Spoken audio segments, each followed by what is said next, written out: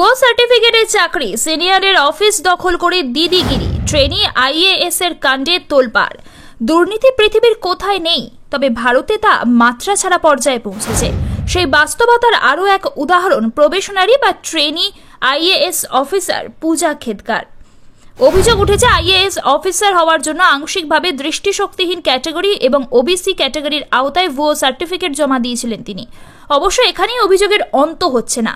কাজে যোগ দিয়েই ক্ষমতার অপব্যবহারের ভুরি ভুরি অভিযোগ উঠেছে পূজার বিরুদ্ধে। কেমন সেই অভিযোগ? মহারাষ্ট্রের পুনেতে অ্যাসিস্ট্যান্ট কালেক্টর হিসেবে যোগ দিয়েছিলেন পূজা। অভিযোগ, প্রভিশনারি আইএএস অফিসারদের যে সুযোগ সুবিধা পাওয়ার কথা নয় তা নিচ্ছিলেন তিনি।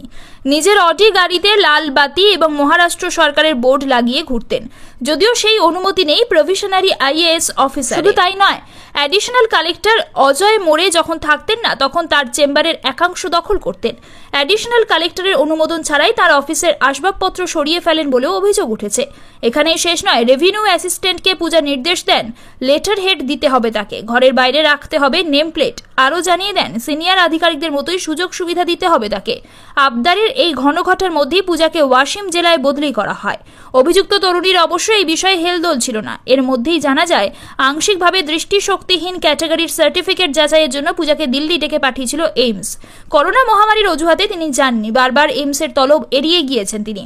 উল্লেখ্য, পূজার বাবা একজন রাজনৈতিক নেতা, সদ্য সমাপ্ত লোকসভা নির্বাচনে লড়াইও করেছিলেন তিনি। সূত্রে খবর, ইউপিএসসি পূজার বিরুদ্ধে ব্যবস্থা নিলেও রাজনৈতিক প্রভাব খাটিয়ে চাকরিতে যোগ দিতে কোনো রকম সমস্যা হয়নি তার।